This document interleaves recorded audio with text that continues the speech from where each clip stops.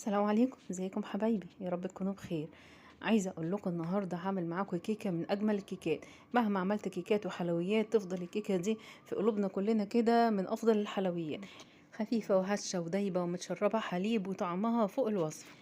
تنفع معاكي جدا لو عندك عيد ميلاد او جايلك ضيوف، ولو عايز تعملي كده حاجه فخمه بمكونات اقتصاديه، لانها فعلا اقتصاديه جدا مش هتتكلف معاكي كتير. بالنسبه لاسمها بيسموها جاتوشة والكريم كراميل، وانا بسميها تريليتش الاقتصاديه. يلا بينا نسمي الله ونبدأ على طول.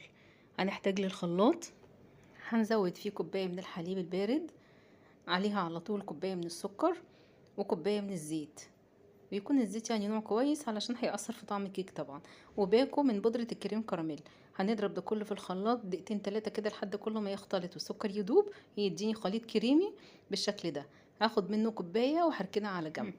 باقي الخليط الموجود في الخلاط هزود عليه بيضتين ونقطتين من الفانيليا بودر او سايله، وكمان معلقه من الخل، وهضرب كله كويس لحد لما كله يختلط ببعضه. بعد كده هصب المكونات السايله دي في بوله، وهزود عليها كوبايتين من الدقيق وهنخله طبعا. كنت نخلاه في الاول ودي تاني مره بنخله، وعليه معلقه كبيره من بيكنج باودر ورشه صغيره من الملح. هقلب بقى بمضرب سلك كل المكونات لحد لما يختلط كده ويكون عندي عجين الكيك اللي احنا متعودين عليه، بقوام الوسط، ولا هو سائل قوي ولا هو متماسك قوي. هكون محضره صينيه دهنها دهن الزيت ومبدراها كده بالدقيق، هصب فيها الخليط وهفرده، وهديله كده هوت خبطتين، وهمشي عليه كده بالخل علشان يخرج اي هوا زياده، ودخلته فرن على درجه حراره 180 مسخن مسبقا في النص على الشبكه. محتاجش الا 25 دقيقه بالظبط. خرج بالشكل ده. اول ما خرج خرمته كده بالخله، وصبيت عليه كوبايه من الحليب البارد علشان يبقى طري ويتشرب تماما.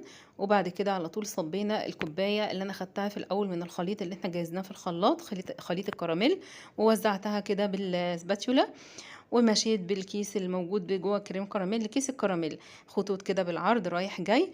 وبنفس الخله برضو عملت خطوط طوليه وخطوط عرضيه كده رايح جاي رايح جاي لحد ما عمل معايا الشكل الجميل ده. وكده خلاص الكيكه بتاعتنا بقت جاهزه، مفضلش غير انها تدخل في التلاجة بس شويه تستريح كده وتتشرب المكونات اللي فيها وتطلع تتقطع وتتقدم على طول. قطعتها تقطيع عادي مربعات، بس للاسف المقطع بتاع التقطيع ما تصورش، وده شكلها بقى تحفه جدا جدا.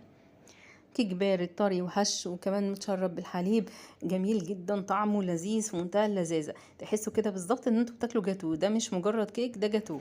وعلى فكره ما يفرقش عن التريليتشا حاجه خالص، الا ان التريليتشا بنزود فيها بس طبقه من الكريم شانتيه.